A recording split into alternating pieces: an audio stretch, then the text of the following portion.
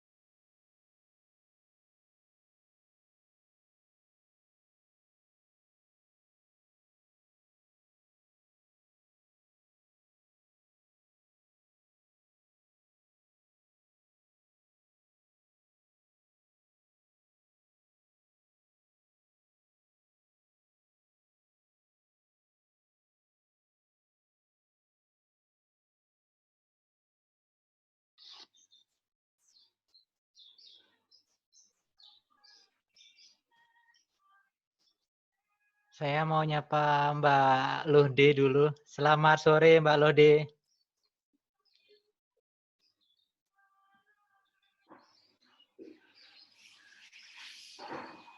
Kayaknya masih ada aktivitas Mbak Lodenya.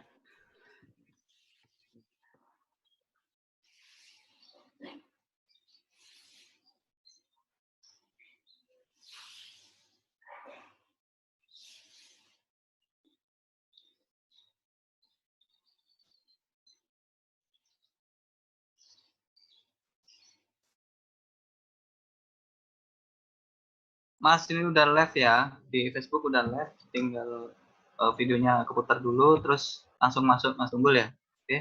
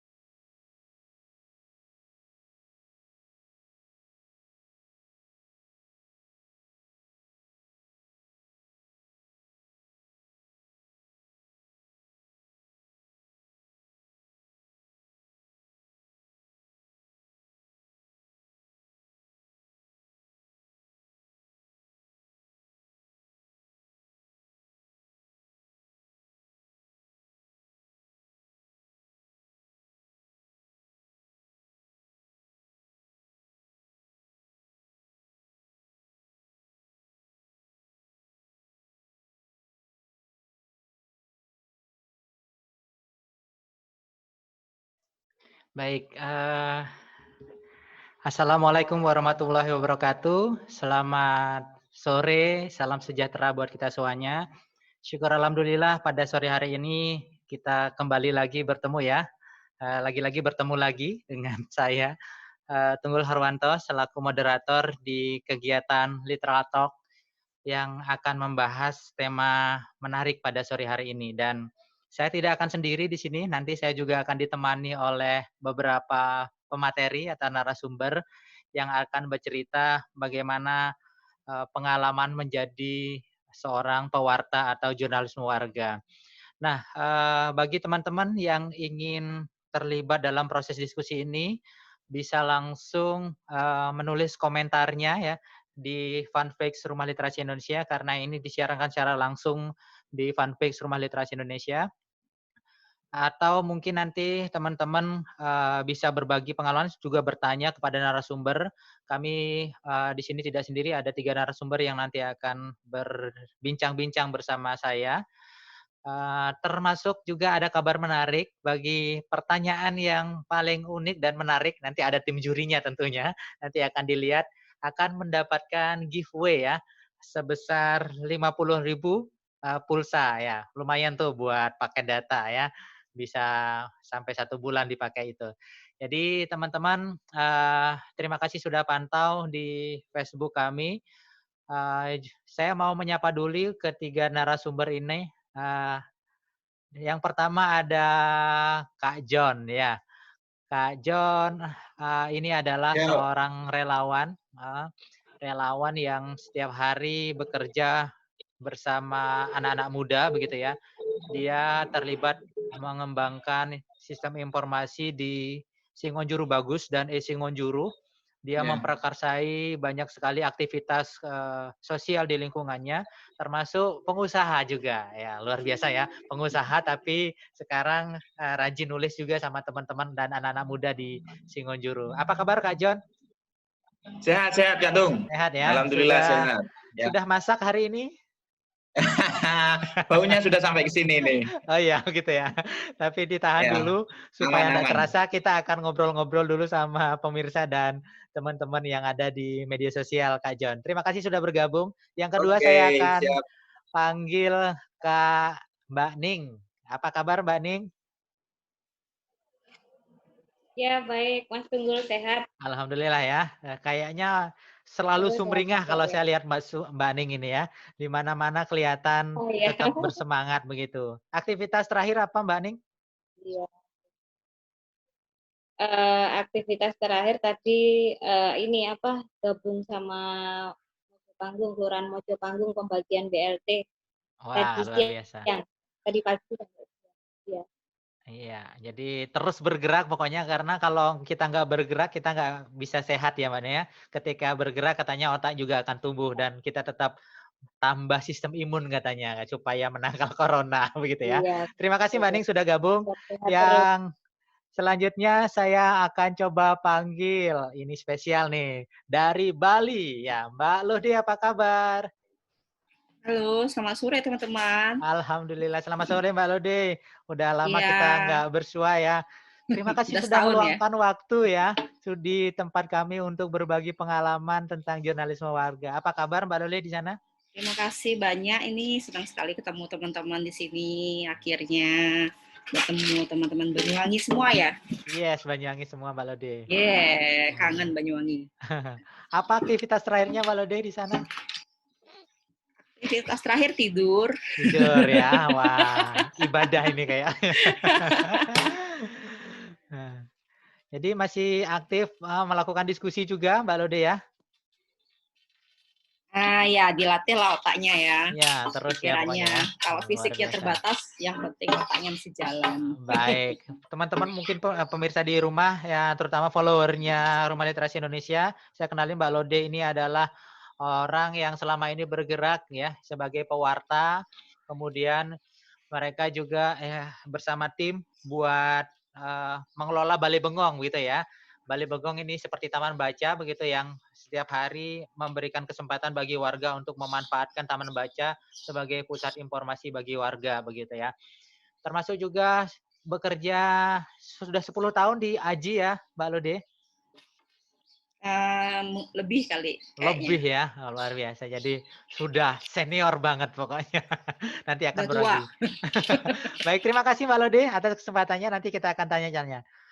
Terima kasih. Oke, pemirsa, jadi diskusi hari ini kita akan bahas bagaimana caranya kita bisa terlibat menjadi jurnalisme warga. Dan tentu melalui channel di media sosial, peluang untuk mengabarkan atau memberi informasi kepada warga, terutama pada saat pandemi ini sangat dibutuhkan begitu ya. Jadi warga tidak hanya mengkonsumsi media arus utama begitu, tapi bagaimana warga juga punya keterlibatan dalam proses menyebarluaskan informasi kepada publik, tentu dengan kaedah-kaedah jurnalistik. Nah, ketiga narasumber ini nanti akan bercerita tentang pengalaman bagaimana dia mengelola informasi untuk warga melalui jurnalisme warga begitu ya. Terutama bagaimana sisi edukasinya, karena kita tahu bahwa hari ini banyak masih tersebar informasi berita kebohongan ya, kabar bohong, kemudian hoax yang diproduksi oleh orang-orang yang tidak bertanggung jawab begitu ya. Nah, nanti bagaimana peran dari ketiga narasumber ini untuk mengajak warga terlibat menumbuhkan semangat untuk menulis, kemudian mengabarkan kepada publik juga bahwa informasi yang valid itu sedang dibutuhkan oleh warga, terutama dalam membantu pemerintah juga untuk menanggulangi bagaimana pandemi ini bisa kita lewati dengan tetap semangat begitu ya, tetap memiliki nilai gotong royong, menumbuhkan semangat untuk berbagi dan sebagainya. Saya akan awali dulu, tapi sebelum itu saya juga mengabarkan bahwa tim yang hari ini hadir, kedua narasumbernya ada Kak John, ada Kak Mbak Ning. Dua orang ini aktif memberikan informasi melalui kanal Banyuwangi Melek COVID. Jadi teman-teman yang sekarang lagi menyaksikan diskusi ini, silahkan nanti pantau di fanpage kami di Facebook Banyuwangi Melek COVID-19. Di sana ada aktivitas informasi ya, terutama yang diproduksi oleh banyak relawan, tidak hanya mereka yang berprofesi sebagai jurnalis di media arus utama, tetapi mereka berangkatnya dari warga untuk mengabarkan juga kepada warga agar kebutuhan dari informasi tentang corona ini atau masa pandemi ini bisa disebarluaskan melalui media sosial.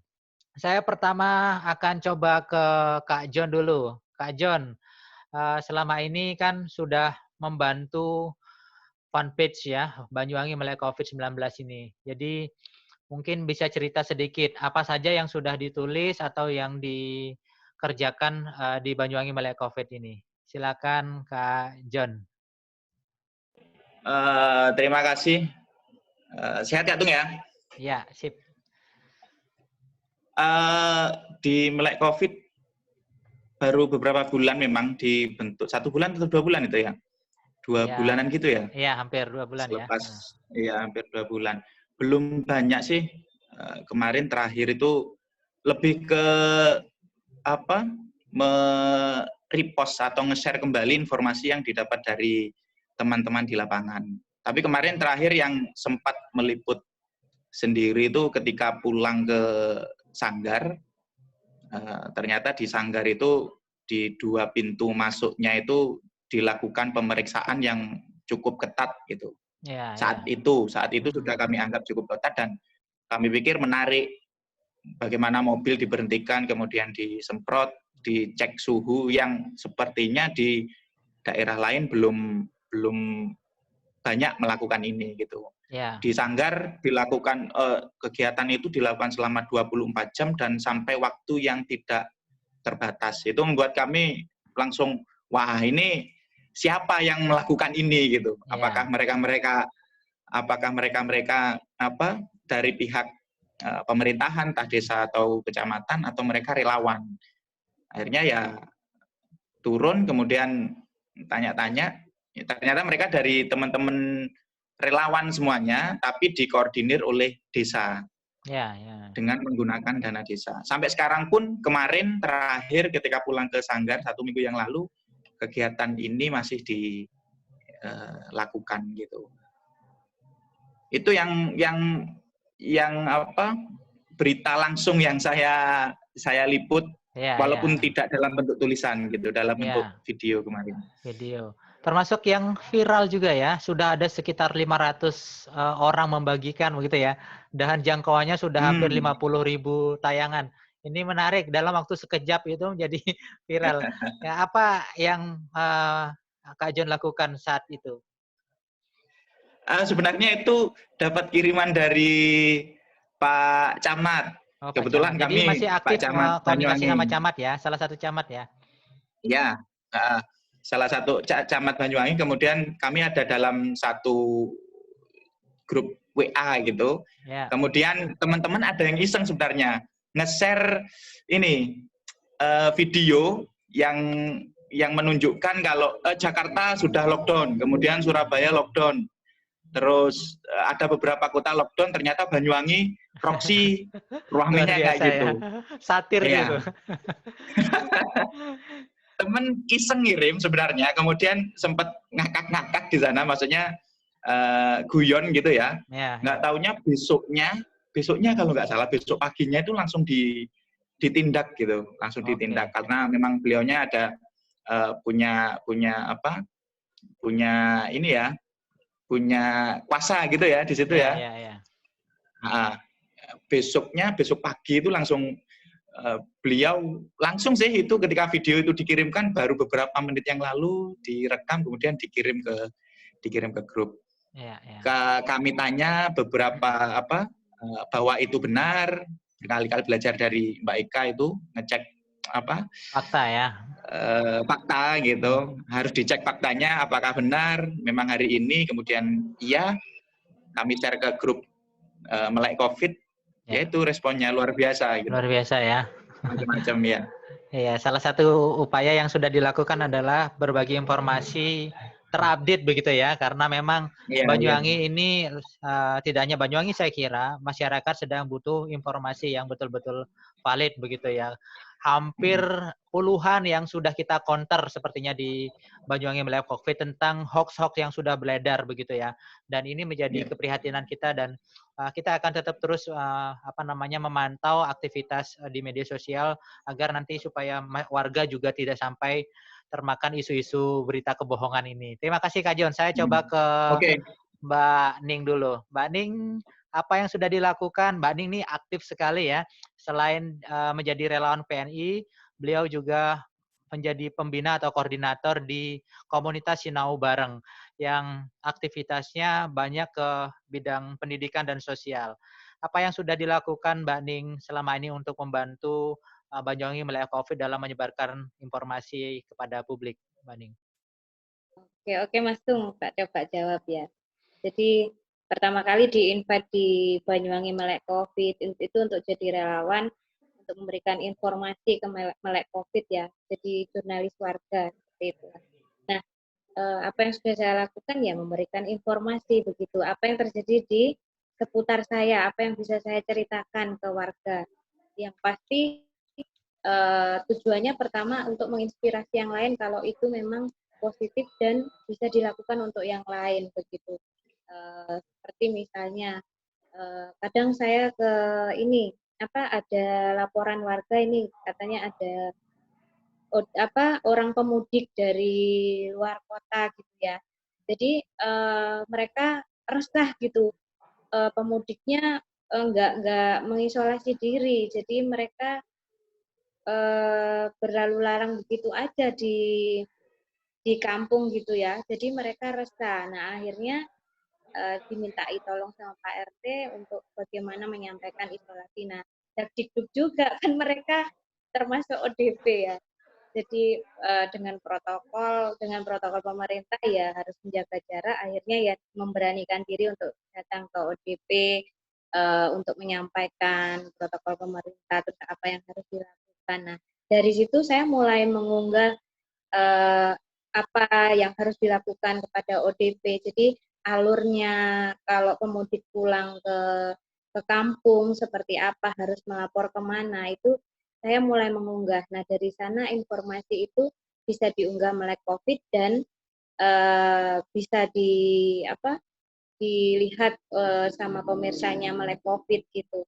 Itu beberapa yang saya lakukan sih, sama memberikan edukasi ke warga seperti jika ada puskesmas keliling gitu kan, ada lansia-lansia itu kadang saya juga memberikan edukasi untuk menjaga jarak, cuci tangan seperti itu. Kan memang lansia penangkapannya kurang begitu, jadi harus pelan-pelan gitu menyampaikannya kadang dengan bahasa osing begitu ya. Di melek COVID kan ada ya tim betul. untuk Jadi ini ya Mas bilingual lah ya, ada bagian translator gitu. Jadi menarik untuk disebarluaskan. Menarik ya di melek COVID. Kadang bahkan ada yang bahasa Madura ya gitu ya. Iya, betul. Osing. Jadi itu yang dilakukan. Terus biasanya ide itu muncul dari mana saja Mbak Ning untuk menuliskan? Tidak harus kan ketemu sama kegiatan sehari-hari, tapi Mbak Ning mungkin kan karena saya lihat juga aktif juga menulis di blog begitu ya. Dari mana biasanya ide itu muncul Mbak Ning? Nah, pertama kalau ide itu sebenarnya muncul dari apa yang saya alami sendiri, itu pertama. Artinya memang Mas Tunggul bilang aktif, iya. Jadi memang aktif di Sibat. Saya kan Sibat PMI Banyuwangi ya. Jadi ada spraying, ada promo kesehatan keliling sambil bawa sound system gitu ya, sambil menggembar-gemborkan untuk menjaga jarak dan sebagainya. Nah, kalau ide yang lain sih biasanya sih saya melihat kondisi sekitar, apa yang terjadi di sekitar, harus bagaimana, akhirnya muncul dengan sendirinya, harus begini begitu. Jadinya ya idenya ya begitu aja sih mengalir Mas. Kadang juga melihat berita-berita yang lagi viral, kok begini, akhirnya apa sih yang harus saya lakukan, akhirnya. Iya, baik. Terima kasih Mbak Ning. Terus selama ini saya ke Kak John dulu deh. Nah, gantian dulu. Kak John, selama ini pernah nggak ngikut pelatihan atau bagaimana caranya supaya anak-anak muda itu punya stimulus atau punya semangat untuk belajar menjadi pewarta begitu Kak John? Apa yang sudah dilakukan sama Kak John? Ini pelatihan jurnalis gitu ya? Iya. Oh iya. Ingat saya, belum pernah sih. Dulu itu pernah, ketika kuliah itu 15 tahun yang lalu itu mungkin. Iya, 15 tahun yang lalu itu di kampus, tapi sudah nggak ingat lah materinya gitu. Pelatihan jurnalistik tingkat dasar kan, ada kan itu ya? Iya, betul. Nah, tapi itu awal dari ketertarikan untuk menulis. Sebenarnya saya pribadi lemah sekali di urusan tulis menulis ini, lemah sekali gitu. 2-3 paragraf itu bisa menghabiskan waktu sekitar 15 sampai 30 menit gitu. Jadi kemudian ingin melakukan kegiatan jurnalisme, ingin melawan ketidakbisaan saya terhadap kegiatan menulis ini sebenarnya. Jadi akhirnya kemarin punya inisiatif untuk membuat satu media gitu, lewat media sosial, lewat Instagram dan Facebook, karena rumah saya di Singojuru, akhirnya mencoba untuk membuat terinspirasi itu dari Good News from Indonesia, GNFI. Ada kan itu? Nah, ingin membuat seperti itu, ingin mengabarkan yang baik-baik saja, berita yang bagus-bagus saja dari Singojuru. Akhirnya kami membuat Singojuru di Instagram dan Singojuru Bagus di Facebook. Dan di sana dibantu beberapa teman-teman pemuda untuk mencari bahan sih. Tapi lebih ke ini, liputan-liputan ringan seperti tempat, kemudian kuliner, kemudian sosok gitu, orang-orang yang. Responnya bagaimana itu Kak John? Respon.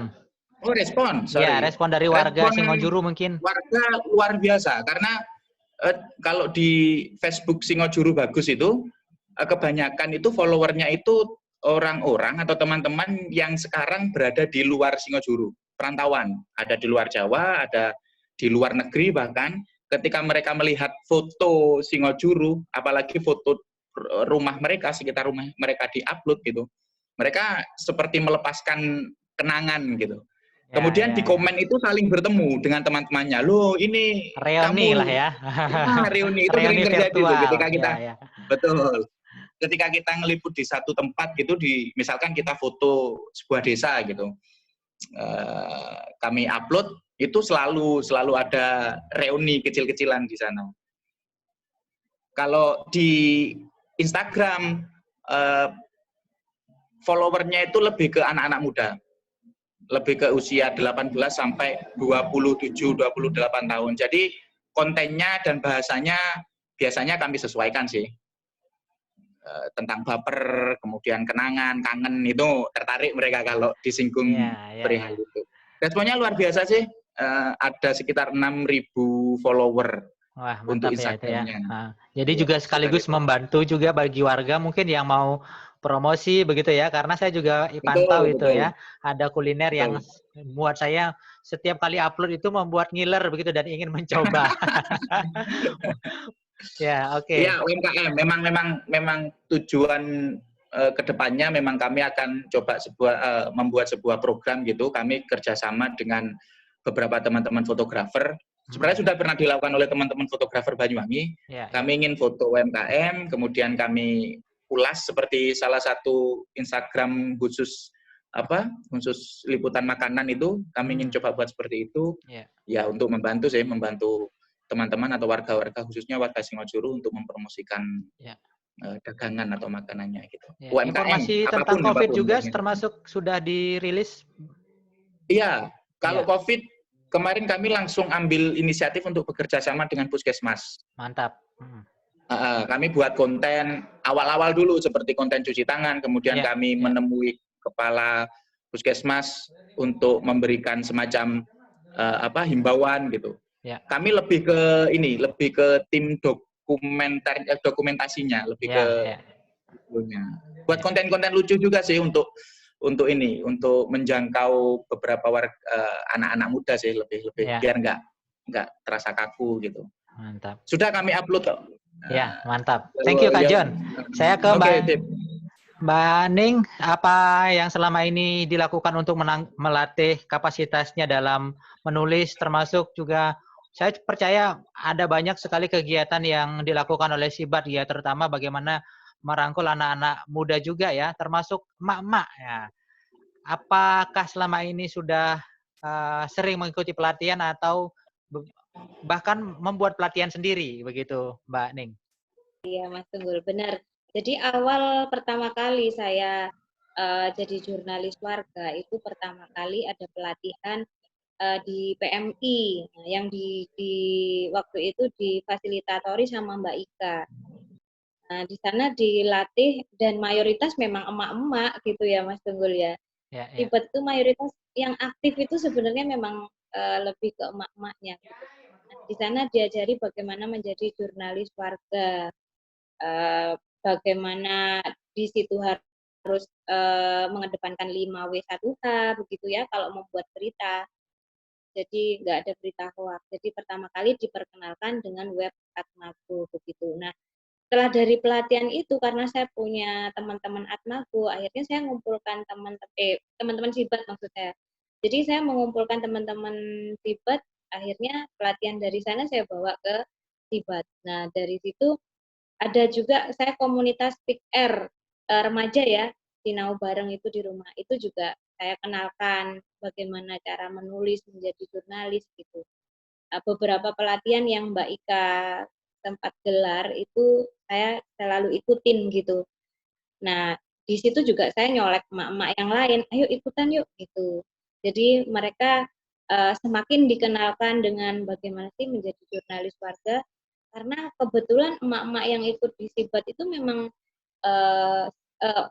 orang-orang yang aktif, jadi aktif di PKK, aktif di komunitas di kampungnya, aktif di kegiatan sosial lainnya. Jadi kenapa tidak begitu menjadi jurnalis warga dengan kegiatan-kegiatan yang mereka lakukan kan bisa diunggah, bisa menginspirasi yang lain kalau memang itu positif begitu. Menurut saya sih itu sih Mas Tunggul. Jadi memang ada pelatihan-pelatihan sih. Ya, jadi sudah sering terlibat ya dalam diskusi tentang bagaimana caranya supaya kita bisa punya peran menjadi jurnalis warga. Saya coba, terima kasih Mbak Ning. Saya coba ke Mbak Luhde dulu.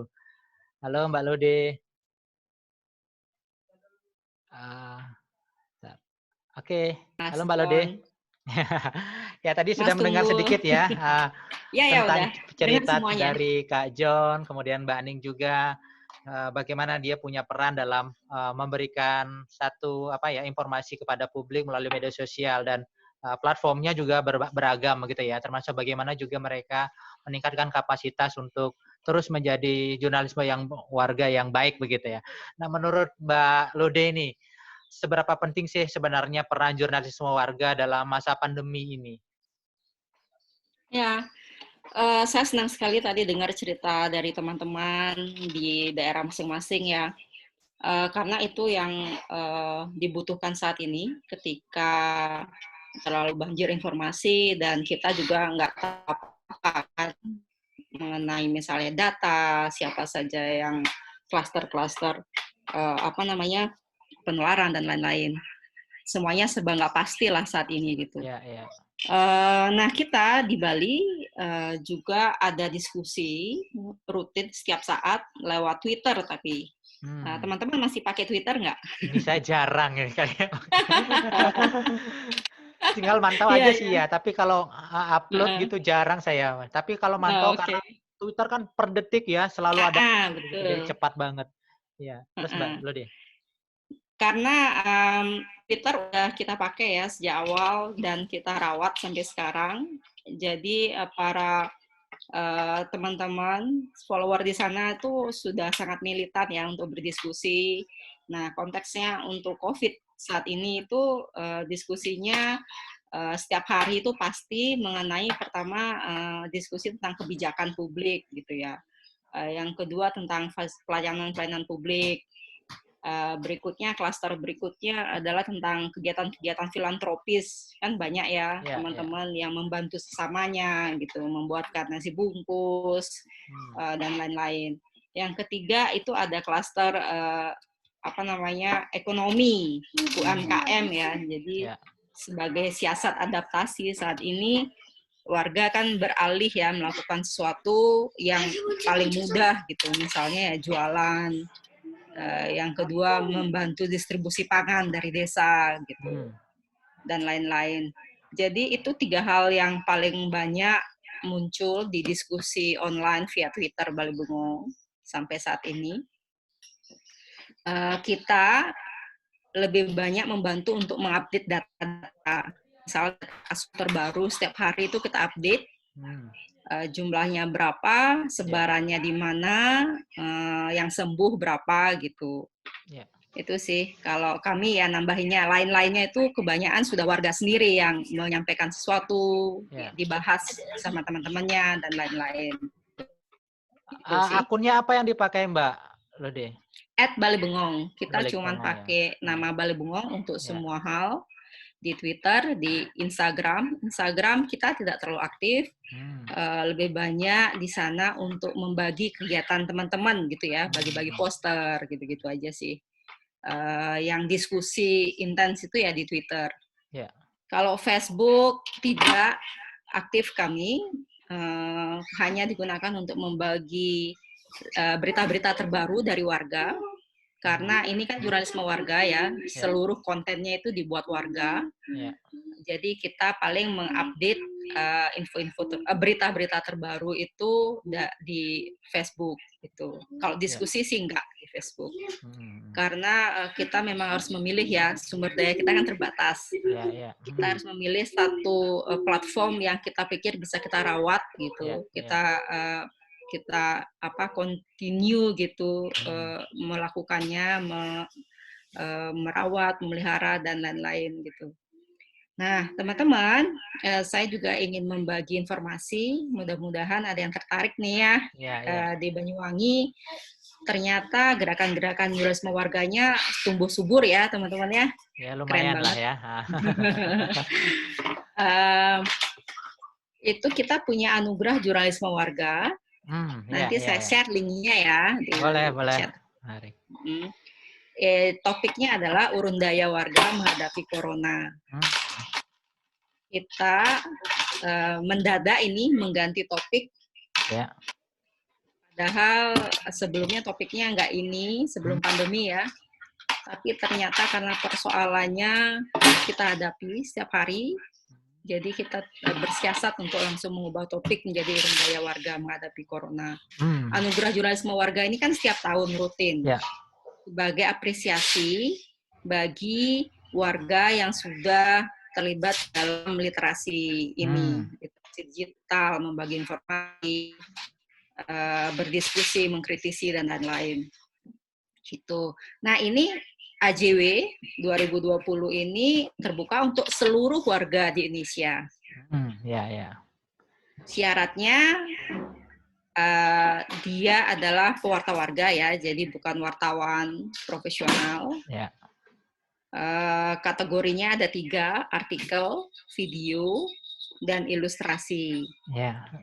Jadi semua warga yang melakukan apapun ya, misal tetangganya gitu, punya urun daya menghadapi corona, dia memvideokan gitu kan, silakan dikirim aja ke sini gitu. Kita memberi ruang lah untuk apresiasi. Mantap. Batas akhirnya kapan itu tuh Mbak? Nanti kita bantu juga share. Minta tolong ya, kami mengundang teman-teman mengikutinya. Hitung-hitung kan mendokumentasikan karya ya nggak? Iya betul. Itu biar karya terarsip dengan baik gitu, nggak cuma di-share di medsos aja yang cepat hilang kan? Betul. Jadi ini ditunggu sampai akhir Mei. Mantap, ya. Caranya gampang sekali ya, tinggal mengisi form pendaftaran, berisi dengan link di mana karya itu diposting. Dipostingnya harus di media warga ya, atau media komunitas gitu. Itu teman-teman. Oke, terima kasih. Terus Mbak Ning, selama ini bagaimana caranya supaya merawat itu tadi kan Mbak Ludi pilih salah satu platform digital begitu ya. Bagaimana caranya supaya merawat dan apa tantangannya untuk merawat kebersamaan atau semangat untuk mengabarkan kepada warga, Mbak Ludi? Pertama kita sendiri harus konsisten, harus ada yang terus memberikan waktunya kan gitu ya, untuk berinteraksi, untuk menghidupkan. Kedua, kita harus membuat kegiatan-kegiatan tambahan offline. Kalau saat ini kan sepenuhnya online ya. Jadi diubah aja konsep offline tuh ke online. Kita ada banyak kegiatan yang mendorong kita untuk terus berkarya intinya ya sebenarnya. Jadi ada workshop gitu, ada musik, kita ada musik, program musik bersuara, workshop kecil, klub menulis, menarik. Kemudian dan lain-lain ya, banyak kegiatan teman-teman juga yang melibatkan kita gitu. Jadi kita senang sekali untuk terlibat berkontribusi.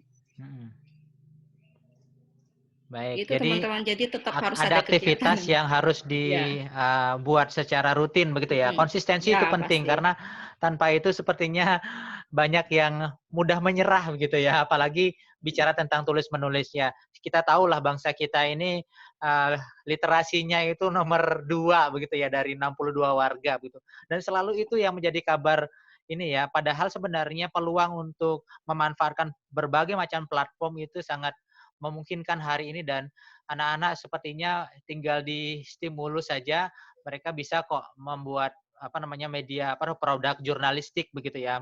Tidak hanya tulisan saja tetapi juga lewat video dan seperti yang dilakukan sama Balai Bengong setiap tahunnya juga memberikan ruang apresiasi bagi jurnalisme warga untuk bisa sama-sama terlibat mendokumentasikan karyanya. Baik, saya ke ini dulu Mbak Lode berganti ke Kak John dan Mbak Ning. Menurut Kak John dan Mbak Ning nih dua-duanya, tadi Mbak Lodi sudah menyampaikan bahwa selalu ada tantangan ya. Salah satunya mereka harus merawat konsistensi. Nah, bagaimana dengan Kak John dan Mbak Ning sendiri? Karena saya tahu bahwa kita aja merasakan begitu ya, bahwa semangat menulis itu kalau tidak dibiasakan itu akan lama-lama akan hilang begitu. Nah, bagaimana merawat itu dan apa tantangannya ketika terlibat menjadi jurnalis warga atau perwarta di warga melalui platform yang sudah dipilih begitu. Kak John dulu deh.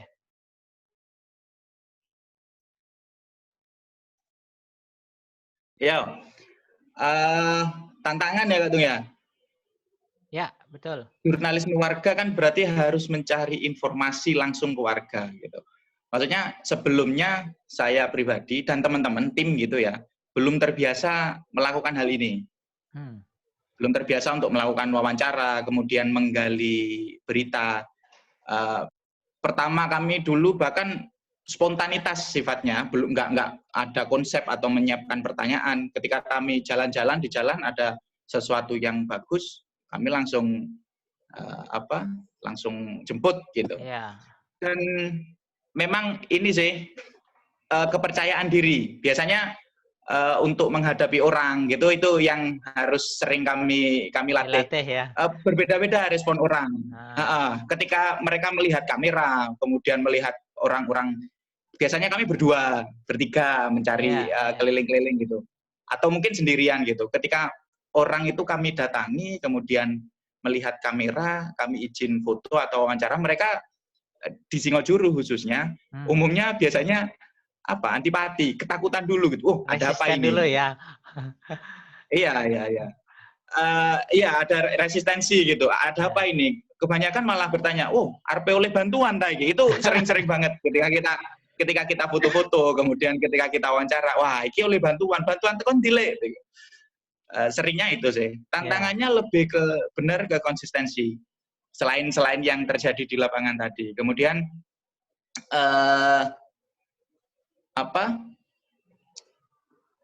keberlanjutan kita itu, maksudnya setiap hari itu selalu ada peristiwa biasanya, tapi kitanya sendiri punya keterbatasan waktu gitu kan.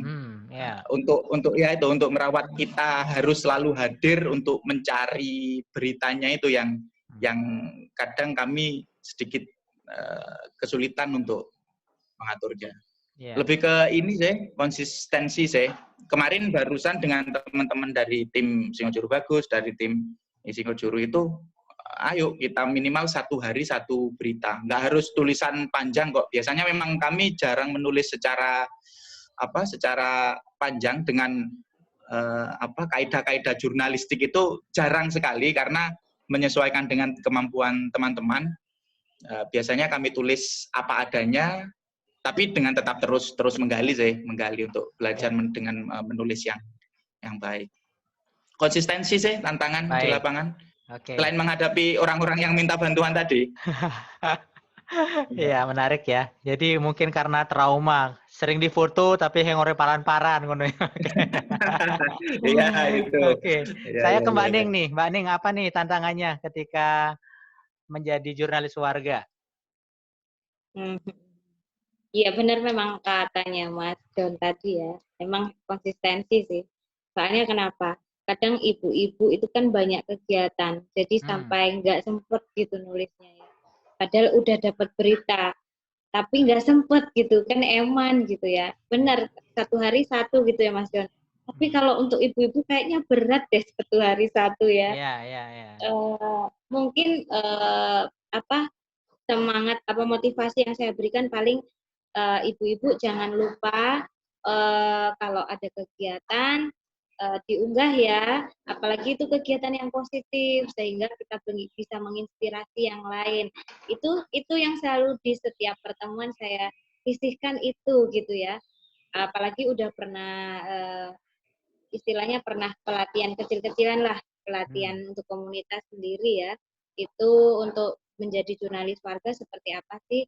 Sebisanya lah, yang penting bisa mengunggah sesuatu yang positif. Apalagi ada program-program seperti Ibu RT di daerah saya, itu aktif sekali untuk mencari donasi pada saat pandemi corona ini. Jadi dia selalu bikin inovasi-inovasi program seperti ada program Damarulan. Nah, itu donasi warga untuk lansia. Jadi Bu RT itu mencari donasi sampai di Facebook itu mencari donasi, tapi memang disalurkan. Nah, cuman prioritas untuk RT sendiri gitu yang membantu, yang mampu-mampu itu membantu yang lain. Nah, itu satu kegiatan yang bisa diunggah dan menginspirasi yang lain. Nah, itu sesuatu yang selalu pesan Kak untuk dilakukan ibu-ibu di akhir pertemuan tuh saya selalu tampilkan itu. Kemudian kendala yang kedua, kadang saya itu Mas Tunggul takut kalau memberitakan misalnya kayak ada jerat hukum gitu ya, ada undang-undang undang-undang yang, nah itu salah satu kendala. Kadang saya mau nulis ini, nanti kalau ada yang ini gimana ya kalau saya mau ngunggah ini. Kadang saya berpikir juga, saya mau ngunggah ini dari angle yang mana ya, begitu. Itu kadang mengurungkan saya untuk menulis karena ketakutan itu. Sepertinya butuh latihan-latihan yang seperti itu ya Mas Tunggul ya. Betul. Informasi seperti itu penting. Baik, Ya. untuk itu saya tanya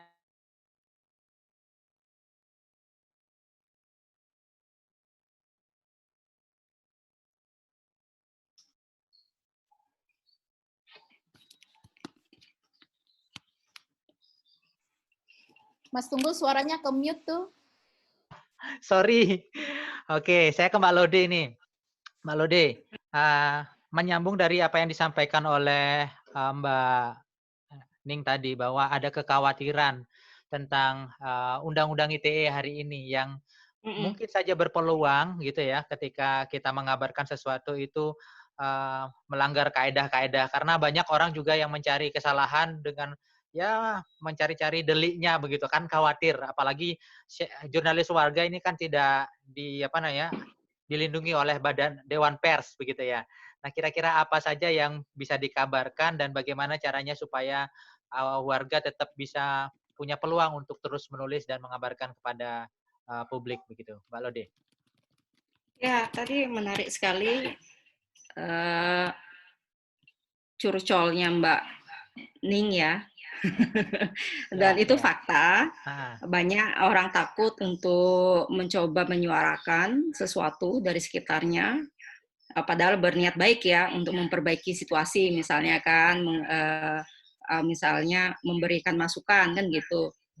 Kemudian takut, aduh apakah kita warga boleh nggak sih, apakah nanti diprotes nggak gitu misalnya, apalagi diancam undang-undang ITE gitu.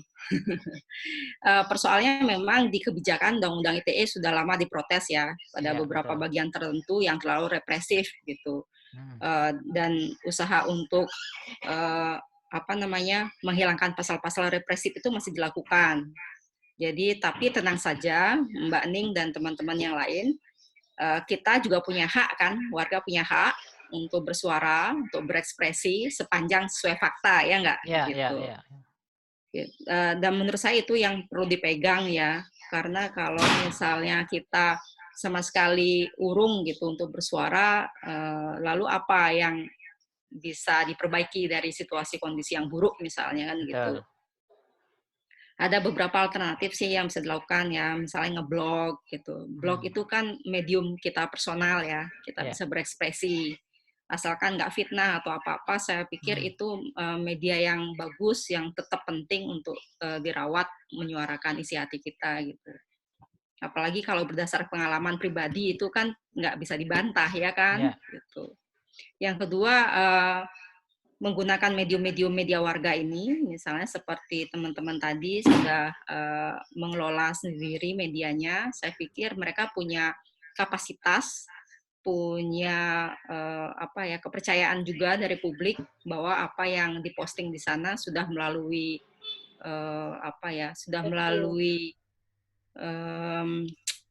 pengecekan lah gitu ya, setidaknya konfirmasi nih siapa penulisnya, siapa yang ngirim. Kalau dari warga kan bisa dicek nih, gitu. Kalau kita merasa sudah oke, kita bisa posting langsung, asalkan dia tidak anonim ya, tidak menggunakan identitas samaran gitu. Kalau di Bale Bengong sih itu ya syaratnya tidak anonim gitu. Kemudian ya, tapi benar sekali saat ini kita juga terus berjuang nih agar tahun lalu Mas Tunggul ingat nggak sih kita bikin diskusi ya bersama pasti Combine? Ingat. Masih ingat. Nah, itu Ya. kita bikin FGD bersama Dewan Pers untuk mengadvokasi perlindungan bagi pewarta warga.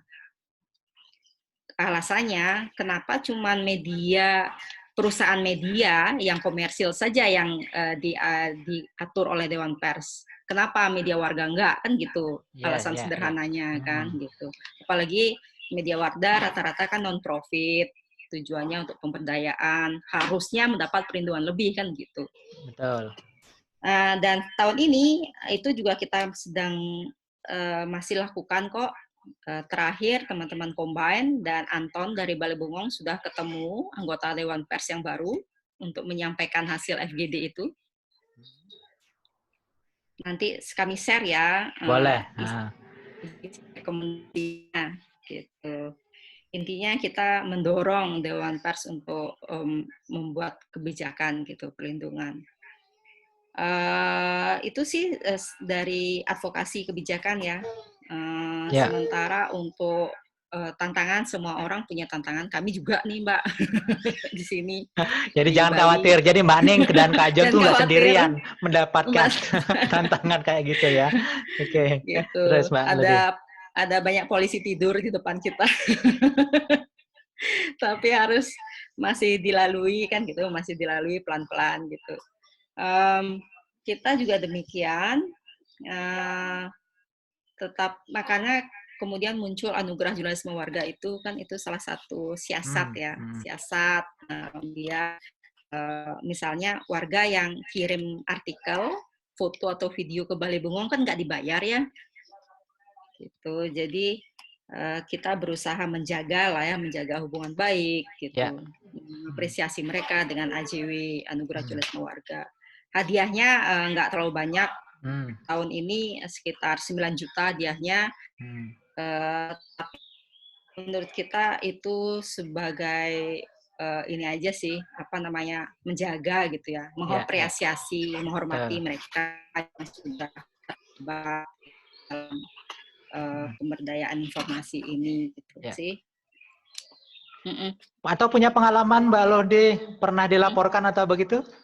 Karena kemarin kan mentor kita ya waktu di sana itu Mas Dandi kurang ketangkep kan itu juga. Ya. Kalau Mbak Lode sendiri gimana? Bale Bengong pernah dimintai keterangan, tapi kemudian selesai sih.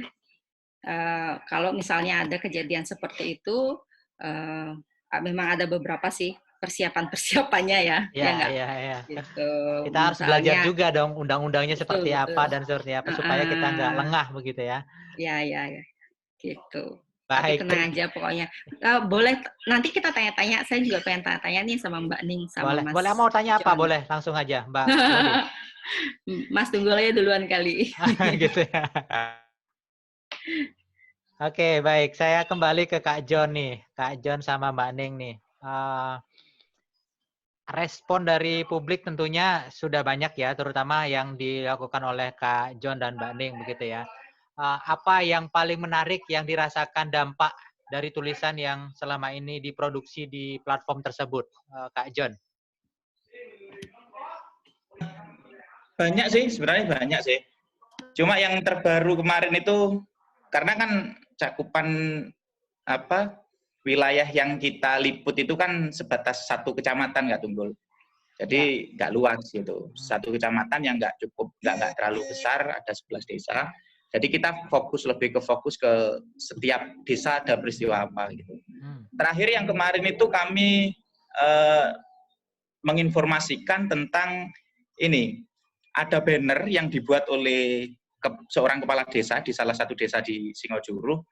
Bannernya berbunyi tentang himbauan untuk pegawai bank harian, kemudian leasing gitu ya. Dilarang masuk, rentenir dan lain sebagainya itu dilarang masuk, dan itu dipajang besar gitu, besar di di pintu masuk desa gitu. Ya. Kebetulan kami lewat, kemudian kami tertarik untuk memfotonya gitu. Kemudian tapi ya itu kami belum berani untuk menulis dari sudut pandang tertentu gitu. Kami lebih mencoba untuk beropini saja gitu. Ya. Waktu itu kami hanya mengeluarkan opini, kami tulis, kemudian kami upload. Efeknya ada sekitar 8 desa mengikuti langkah yang sama ya. tindakan itu yang sebetulnya sih mereka mungkin hanya sekedar ingin ikut rame-rame saja gitu ya. Ya. Tapi efeknya ada gitu. Maksudnya kami merasakan efek ketika berita apa yang kami unggah itu kemudian bisa mempengaruhi orang untuk bergerak apapun itu gerakannya gitu. Itu yang terakhir yang membuat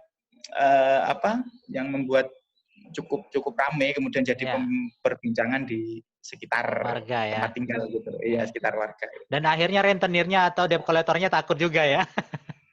Ya, enggak juga sih. Oh, enggak juga. Mereka juga kerja.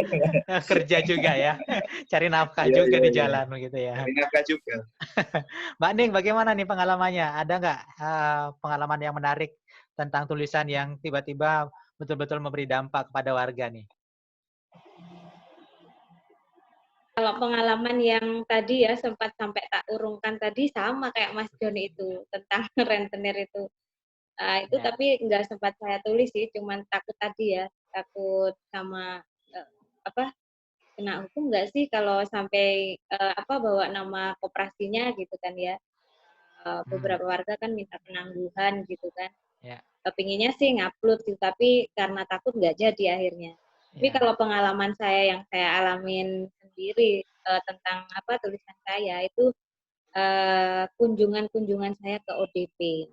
Nah, jadi sekarang kalau ada pemudik nih ya, kalau di rumah, ini aja langsung aja itu Mbak Ning, jadi minta tolong saya untuk memberi informasi protokol pemerintah, harus isolasi mandiri itu seperti apa begitu.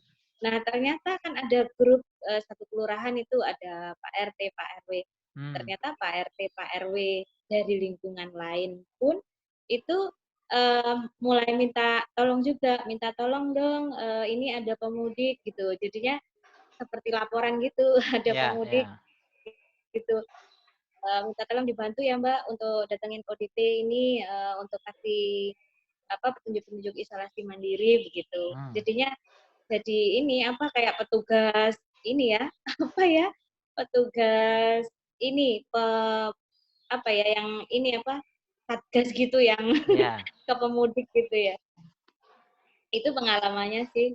Iya. Terus bagaimana Mbak Ning caranya, nih juga ada pertanyaan dari Facebook nih. Bagaimana caranya supaya bisa memulai menjadi jurnalis warga atau pewarta begitu di Mbak Ning sendiri ada syarat-syarat nggak jadi komunitasnya? Sebenarnya untuk jadi jurnalis warga itu nggak ada syarat-syarat sih, nggak ada.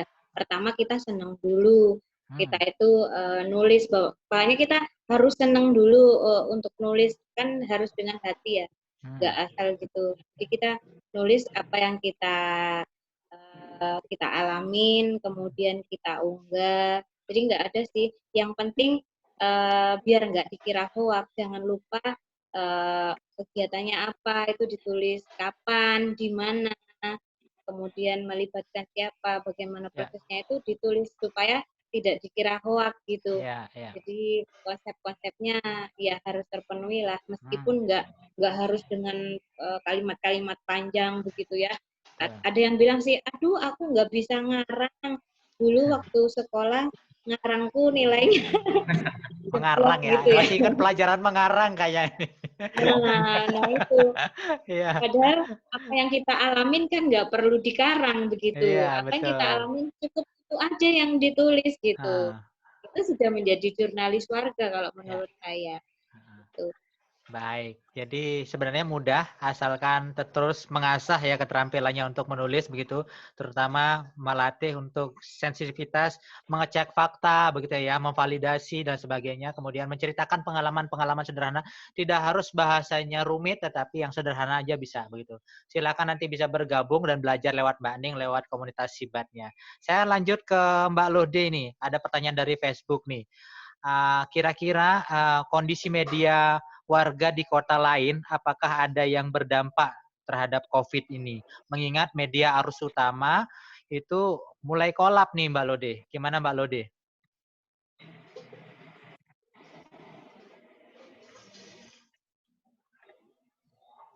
Tidak bikin pemetaan ya secara rigid tentang itu.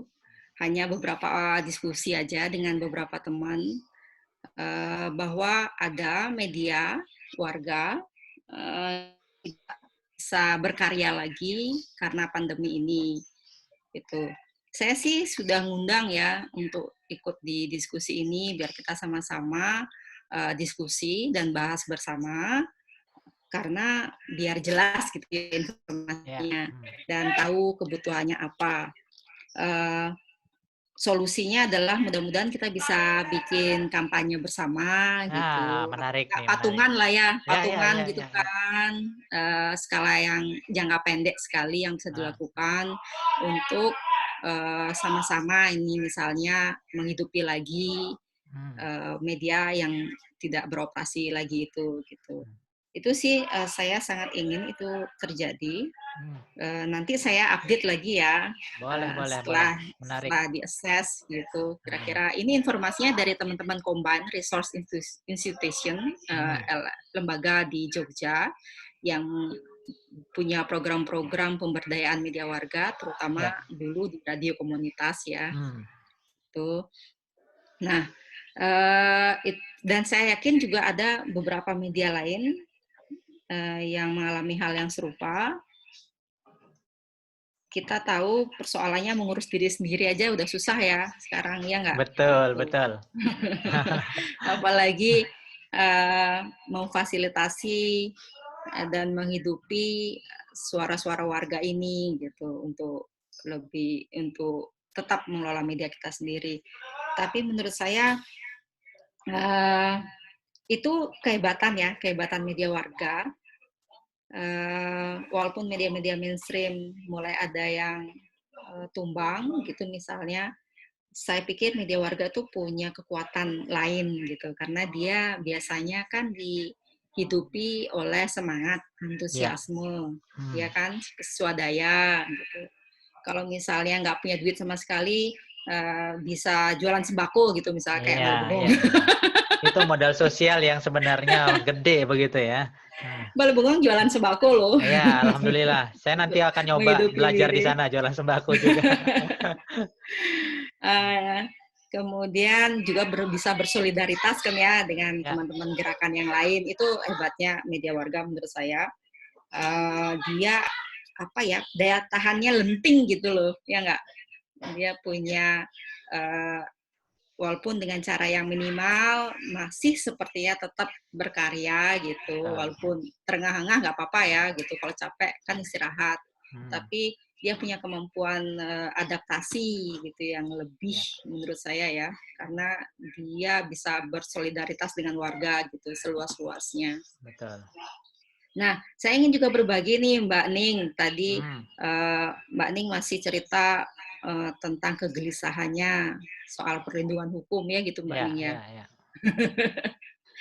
Jadi itu tanggal 30 Juni itu sudah diserahkan rekomendasi perlindungan hukum untuk media warga dan pewarta warga ke Dewan Pers ya. Isinya ada 3 tuh yang utama. Pertama tentang dorongan untuk membuat regulasi perlindungan hukum itu sendiri. Yang kedua, mengenai mekanisme penjamin kualitas media warga. Kami mendorong pemerintah juga untuk terlibat dalam peningkatan kapasitas pemberdayaan warga. Gitu. Yang ketiga, untuk memberikan bantuan misalnya atau akses pada infrastruktur, misalnya internet. Gitu. Menurut kami itu 3 hal penting bagi tumbuhnya dan meningkatnya kualitas media. Itu sih. Jadi mudah-mudahan terus kita kawal bareng-bareng ya, Ya, teman-teman. betul. Kalau dibiarin kan pasti mungkin hilang begitu saja ya dokumen rekomendasinya. Ya, betul. Jadi nanti saya akan share detailnya, lengkapnya, dan nanti mudah-mudahan kita bisa bertemu lagi walaupun jarak jauh untuk terus mengingatkan Dewan Pers ya, rekomendasi ini. Gitu. Iya. Nah, ini ada kabar baik nih Mbak Ning ya. Jadi jangan khawatir, sekali lagi nggak sendirian. Jadi banyak komunitas atau sedang digagas oleh teman-teman Balai Bengong dan jaringannya untuk menyuarakan tentang bagaimana caranya perlindungan terhadap media warga itu bisa dijadikan bahasan di undang-undang begitu ya. Perjalanannya memang panjang, tapi kita harus menyuarakan itu. Semakin banyak yang berteriak soal ini, maka insya Allah nanti akan diperhatikan oleh banyak pihak dan mudah-mudahan ini jadi bahasan yang tersendiri bagi Dewan Pers juga nantinya ke depan.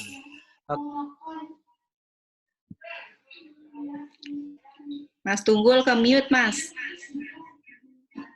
Oke, sorry. Oke, tadi sudah disampaikan bahwa Mbak Ning tidak sendirian ya. Kemudian nanti kita akan terus kawal dan saya tunggu share-nya dari Mbak Lode nanti supaya kita bisa sama-sama menyuarakan begitu. Dan tentu ini jadi penyemangat juga bagi media warga yang sekarang ini saya kira tumbuh banyak ya, terutama di Instagram. Kalau di Banyuwangi itu banyak sekali platform yang dimanfaatkan oleh milenial untuk memanfaatkan media sosialnya menjadi tempat untuk ruang informasi bagi publik begitu ya. Oke, dan saya coba akan kembali lagi ke Facebook nih. Ada yang sudah masuk, tapi sepertinya bukan pertanyaan ya. Ada Pak Yasin Supardi, terima kasih sudah pantau. Gimana usahanya? Mudah-mudahan lancar terus ya.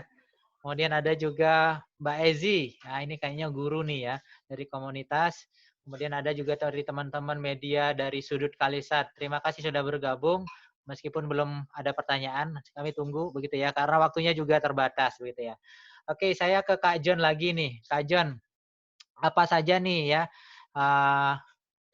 tips ya sederhana yang Kak John dapat dari pengalaman gitu ya ketika mengelola media di Singonjuru Bagus dan Singonjuru di tempatnya Kak John. Apa yang sepertinya menjadi modal awal nih untuk dapat mengelola media warga di tempatnya Kak John yang jadi peluang yang mungkin juga perlu kita kabarkan kepada komunitas lain di luar sana. Kak John, silakan.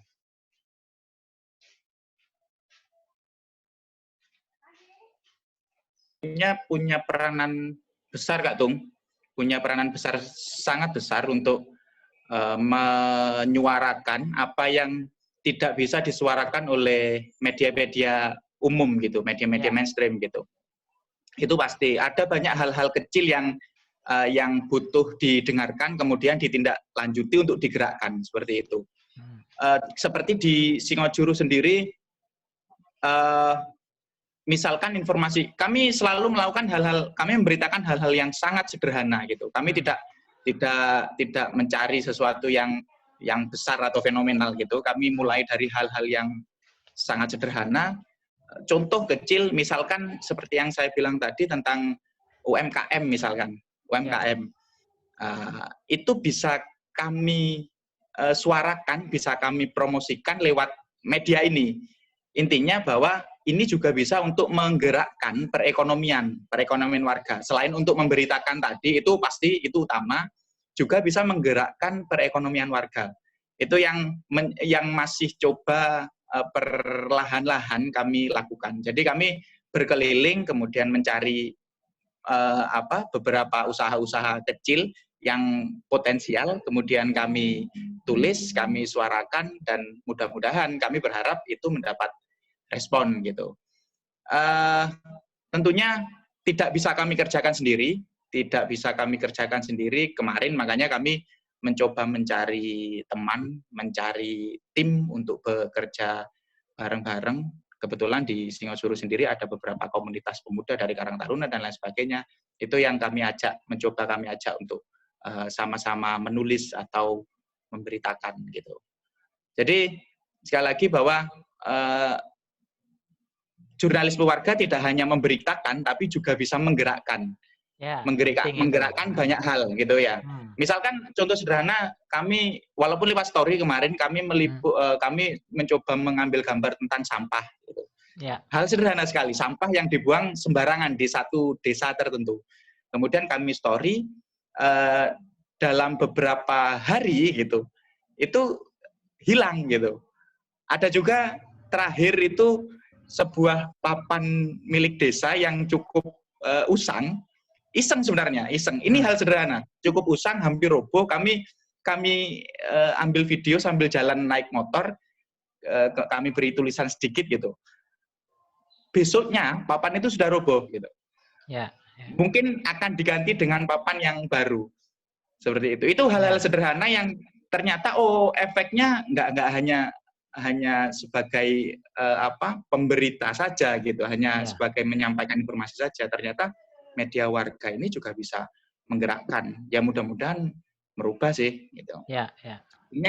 Keinginannya itu.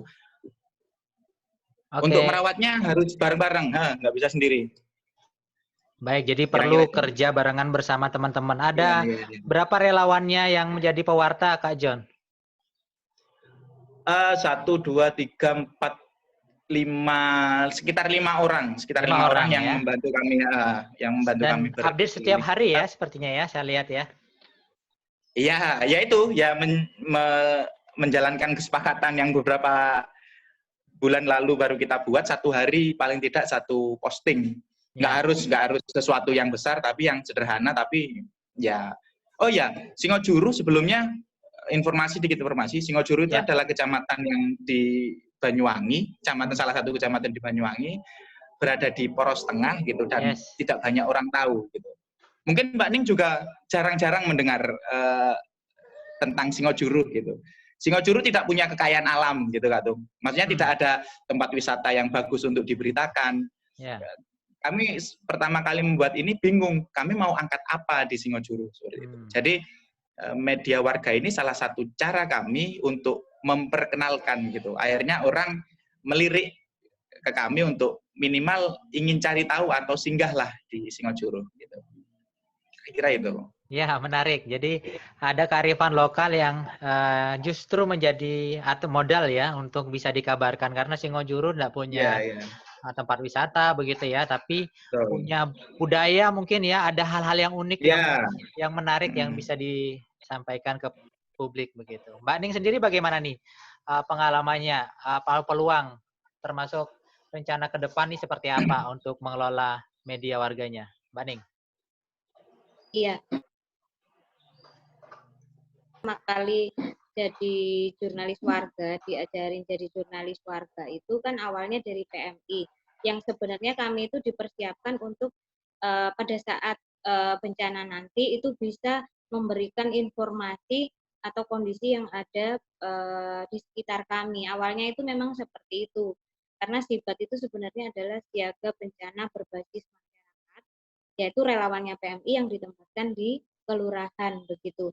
Nah, itu awalnya Mas Tunggul. Jadi kebanyakan pergerakan kami itu adalah sosial gitu Mas Tunggul. Jadi memang untuk jurnalisme warga ini menurut saya yang saya sudah lakukan itu adalah pertama adalah menggerakkan respon masyarakat untuk melakukan sosial gitu. Jadi dari yang saya unggah seperti ada bank sampah, kemudian ada menyisir sampah di BUM, itu kadang saya juga seperti itu. Itu kan benar katanya Mas John tadi, yaitu menggerakkan. Jadi jurnalisme warga ini mampu menggerakkan komunitas yang lain, seperti saya mengunggah budayakan peduli komunitas yang rutin membantu warga itu, saya senang sekali itu mencari informasi yang seperti itu. Itu bagaimana menggerakkan warga yang lain untuk memberikan respon atau kegiatan. Nah, ke depannya harapan saya teman-teman yang sudah tergabung di SIBAT atau yang sudah masuk dalam saya punya grup Mas Tunggul namanya Jurnalisme Warga Atmago ya. Ya, ya. Di sana kami selalu nge-share apa yang sudah kami tulis, kami share. Nah, di sana biar memotivasi yang lain untuk menge-share juga apa yang terjadi di sekitarnya begitu. Harapan saya masing-masing kelurahan itu punya jurnalisme warga gitu. Minimal kelurahan atau paling tidak lingkungan itu ada satu aja. Sudah pasti informasi itu pasti kita bisa cari. Kayak di Atmago itu kan kita punya apa namanya lokasi ya, lokasi yang kita pilih, kita cari kayak di Atmago. Nah, seandainya ini impian saya, seandainya tiap kelurahan ada satu aja atau tiap lingkungan ada satu aja jurnalisme warga, mungkin kedepannya informasi-informasi dari mana yang positif itu lebih bisa menginspirasi dan menggerakkan yang lain untuk positif. Jadi mengurangi berita-berita negatif begitu. Baik. Otomatis yang diunggah kan yang positif-positif nih. Nah, ya itu pengennya itu menggerakkan orang lain untuk positif juga, gitu, menginspirasi. Baik, jadi apalagi sekarang warga juga membutuhkan informasi untuk ya istilahnya paling tidak kita harus mempersiapkan juga pasca trauma trauma pasca pandemi ini perlu juga menjadi perhatian begitu ya, karena imunitas sosial itu juga penting selain imunitas secara fisik begitu ya, secara di sudut pandang kesehatan. Jadi ini menarik, jadi Mbak Ning akan coba terus menyuarakan hal yang positif melalui blogs-nya ya. Jadi ada teman-teman nanti bisa berkunjung di Atmago. Di sana aja banyak tulisan warga yang dikelola oleh Mbak Ning dan teman-teman. Terima kasih Mbak Ning. Kemudian sebelum ke Mbak Lode, saya minta tips dari Kak John Tata atau harapan karena waktu kita tinggal 15 menit lagi. Kak John, silakan.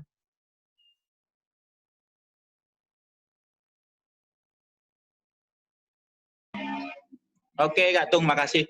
Harapannya ke depan sih sama seperti Mbak Ning tadi, setiap daerah, setiap desa, setiap atau setiap orang dari di kebetulan kecamatan ya, lingkup geraknya ya di seluruh kecamatan punya inisiatif untuk mengabarkan gitu. Itu makanya kami sudah, ini masih trial, masih mencoba. Kami buat singojurubagus.com, sudah bisa diakses tapi masih dalam tahap percobaan. Kami masih ngetes gitu. Ada singojurubagus.com yang dimana kami sediakan tempat khusus kabar warga. Jadi warga tidak perlu login, tidak perlu repot-repot login untuk menulis di sana. Kami mudahkan untuk menulis kabar yang mereka temui kemudian mengupload. Tapi nanti pasti ada kami verifikasi dulu. Ada editor nanti yang memperbaiki tulisan, kemudian baru kami publish. Jadi kedepannya untuk merespon begitu banyaknya warga yang kan sering tuh kirim lewat message gitu, lewat pesan gitu.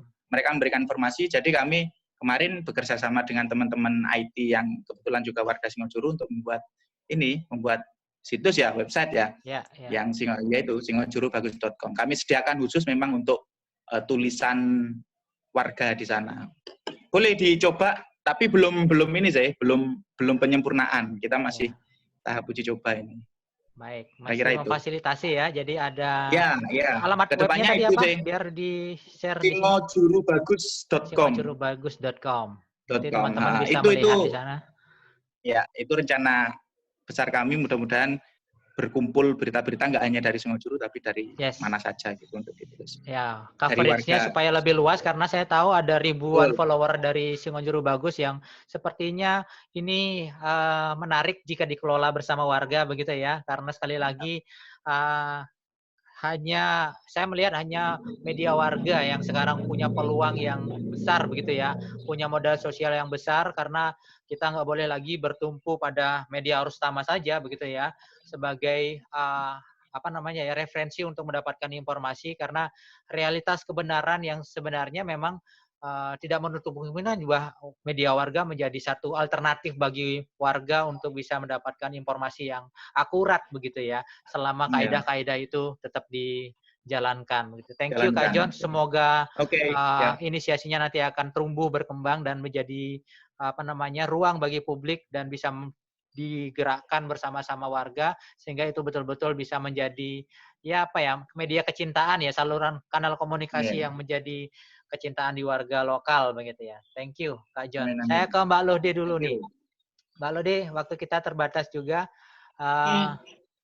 Jadi apa nih pesan-pesan ya? Berarti Singojuru itu dimulai dari akun Facebook dulu ya, baru website ya? Akun Facebook, ya akun Facebook kemudian coba untuk website. Oke, jadi komunitas-komunitas apa istilahnya yang kayak info-info daerah-daerah setempat gitu ya dimulainya ya. Jadi memulainya dari lokal begitu ya, isu-isu lokal yang menarik. Ya semuanya lokal, kita semua lokal banget. Gimana Mas? Iya, Mbak Lode, ini terakhir kira-kira kasih tips nih, kabarkan juga kepada warga yang sedang menonton apa yang harus dipegang nih sebagai kelompok atau komunitas yang hari ini tetap mengelola media warga melalui berbagai macam platform begitu ya. Kira-kira seperti apa tipsnya, kemudian pesan-pesannya buat teman-teman yang ada di media sosial hari ini. Mbak Lode. Saya nggak banyak ngasih tips ya, saya juga perlu tips nih. Perlu energi juga, karena dengan diskusi-diskusi seperti ini kita nambah energi kan ya kan, untuk mengelola channel kita masing-masing gitu. Pertama, jangan lupa ikut AJW, Anugerah Jurnalisme Warga. Pasti. Bentar lagi saya akan promosikan itu juga. Ya promonya. Ditunggu, jangan sampai akhir Mei sekali ngirimnya, teman-teman ya. Intinya kami ingin mengapresiasi karya-karya warga dari seluruh Indonesia dalam urun daya menghadapi corona. Dan saya yakin setiap orang punya ceritanya sendiri. Itu yang kita dokumentasikan. Cerita-cerita warga ini penting sekali untuk dokumentasikan sebagai pembelajaran. Karena beberapa kali bilang pandemi-pandemi seperti ini di masa depan akan mungkin saja terjadi lagi. Mudah-mudahan enggak ya. Jadi dari arsip-arsip dokumentasi itu kita bisa meningkatkan daya tahan tubuh dan adaptasi kita di masa depan kan gitu. Karena kalau cuma posting saja di medsos pasti akan hilang dan kita nggak punya kekuasaan atas postingan itu kan, ya kan? Ya, betul, yang punya betul. Kan aplikasi.